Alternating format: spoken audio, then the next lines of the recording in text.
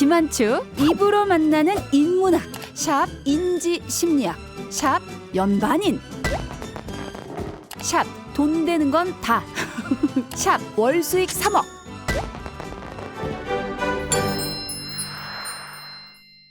두 분께 한번 여쭤보고 싶습니다.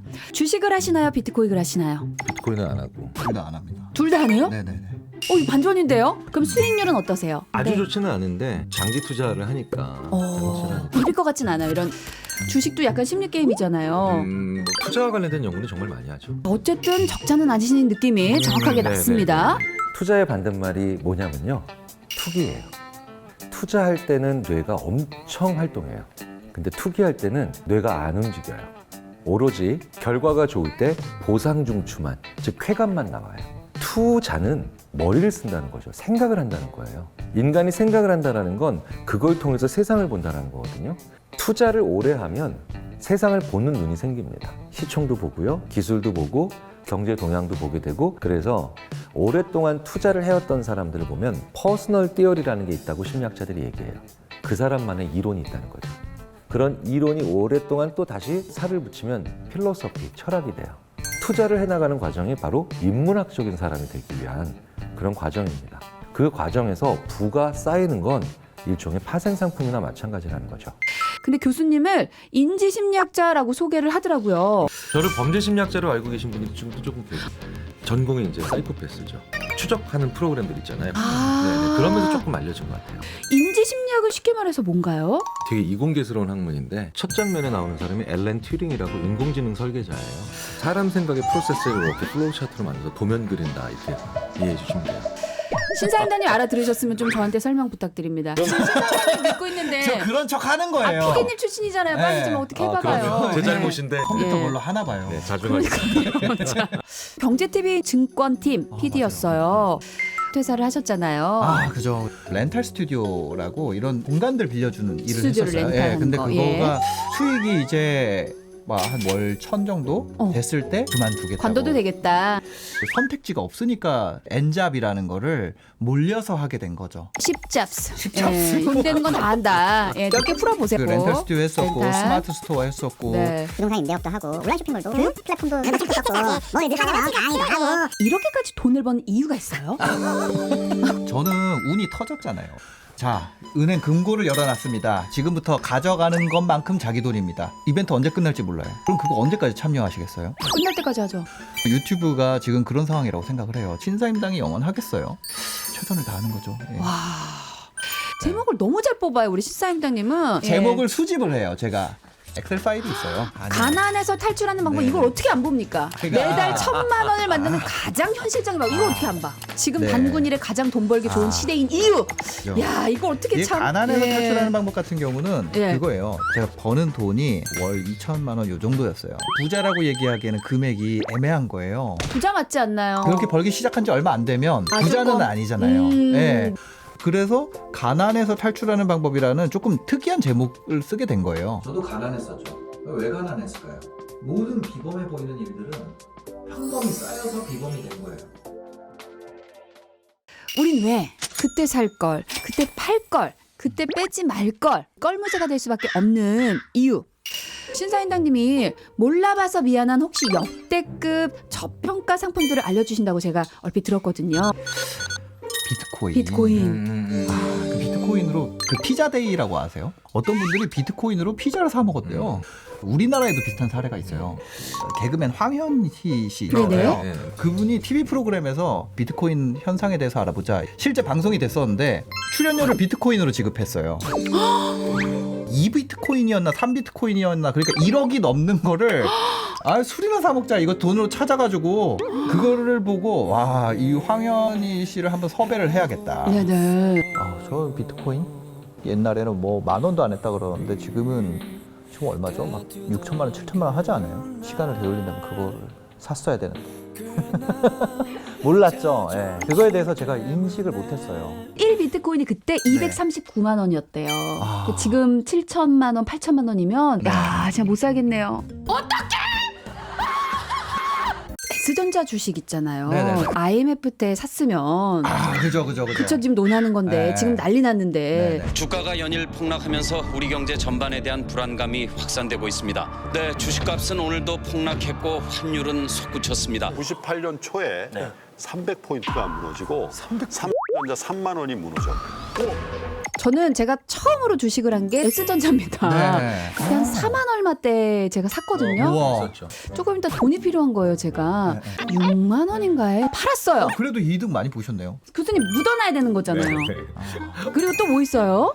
사실 좀 조심스럽긴 한데 네네. 이제 제가 여기저기서 좀 들어보니까 네. 지방 재개발 투자 저평가 국면이 되지 않나. 지방에 대한 심리적 거리감. 부동산 중에서도 지방의 재개발이나 재건축 분야에 대해서는 상대적으로 마진이 안 남았다고 표현을 하거든요. 서울 재개발이나 재건축 구역 가면은 완공될 가격이 네. 이미 반영돼 있어요. 이미 반영됐다. 근데 지방 같은 경우는 덜한 측면이 있어서 저평가 되었다라고 생각할 만하지 않을까. 하다. 예. 네. 고점에 올라갔을 때 저점에서 사고 고점에서 산다라고 하는 매도 매수의 개념만 보통 가지고 있어요. 가치를 매길 수 있는 사람들만이 좋은 투자를 할 수 있습니다. 현명한 투자자가 되려면 일단 그것의 가격을 알아야 돼요. 좀 더 현명한 사람들은 미래의 가격까지 반영하는 거죠. 수요가 늘어날 거야. 그렇기 때문에 더 올라갈 거야. 아파트가 15억이에요. 어떤 분들은 내가 살 수 없기 때문에 비싸다고 생각을 해요. 근데 그 주변의 아파트가 전부 다 30억이라면 나한테 15억에 살 수 있는 기회는 비싼가요? 싼가요? 싸잖아요. 그러니까 내가 팔 수 있는 가격과 지금 내가 살 수 있는 가격의 차이를 명확하게 알고 있는 것이 투자를 잘 하는 방법인 것 같아요. 왜 우리는 가격이 폭등할 걸 알아보지 못하고 오히려 저평가를 하게 되는 걸까요? 제가 또 뭐 저평가계의 달인이죠. 제가 수많은 기업을 자문하면서 라이언 절대 성공 못한다, 펭수 이런 거 개발하면 안 된다, 반대로 가신 거 아니에요? 뭐 베이비샤크 사업 정리해야 된다, 뭐 대박, 다 별의별- 대박 난 것만 다 안 그쵸, 된다고 그쵸. 하셨군요. 네, 네. 제가 진짜 정말 그런 거 모르는 거 되게 많은데 심리학 연구들을 보면 정반대에 생각하는 사람을 안 만나서 그래요. 다 시장에서 흥정할 때요, 진짜 잘하는 사람은 상대방 거에 안 속거든요. 자, 이거 8만 원입니다라고 하면 진짜 흥행 잘하는 사람은요, 안면 몰수하고 8만 원이요. 3천 원 해주시면 안 돼요? 미친 사람이죠. 그게 상대방의 앵커라고 닷을 딱 내리는 지점에 안 당하기 위해서 그런 거예요. 이게 뭐냐면 저평가는 아주 고평가하는 사람을 안 만났기 때문에, 극단적인 사람들을 만나야 그 공간이 넓어지면서 의견이 많아져요. 저는 약간 좀 이게 저랑 딱 비슷한 그 오종종한 사람들만 만나서 오종종. 살기 때문에 오종종. 30억 얘기하는 사람은 안 놀아요. 혼자. 모른다라고 얘기하는 사람이 잘 평가해요. 사람들이 의외로 아는 척 엄청 해요. 저도 가끔 너무 무시할까봐 아는 척한 적 되게 많은데. 그런데 모른다라고 하면 그 사람한테 말을 하잖아요. 네. 정보가 그 사람을 향해 가요. 맞아. 진짜 모르는 건 확실히 모른다 그래요. 그럼 대화에 안 껴주면 어떡하죠? 계속 몰라서? 사람들이 의외로 자기 아는 척하게 해주는 사람 되게 좋아해요. 야, 맞아. 모르겠어요. 그거 좀 알려주세요. 이런 맞아. 네, 되게 좋아해요. 신사임당님이 볼 때 투자에 성공할 가능성이 높은 네. 인간형이 있다고 말씀하셨어요. 부동산이랑 주식이랑 좀 달라요. 부동산은 공감형 인간, 주식은 감정이 약간 메마른 분. 누가 나보고 뭐라고 하든 나는 마이웨이야. 사이코패스 같은 스타일. 굳이 그 단어를.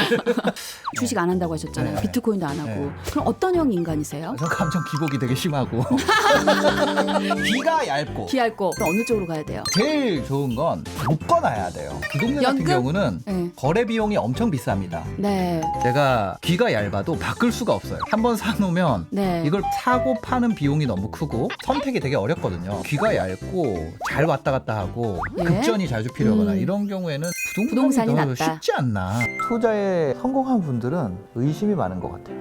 예를 들면 어떤 사람은 삼성전자가 좋대에 산단 말이에요. 어떤 사람은 갭 투자가 좋대에 사요.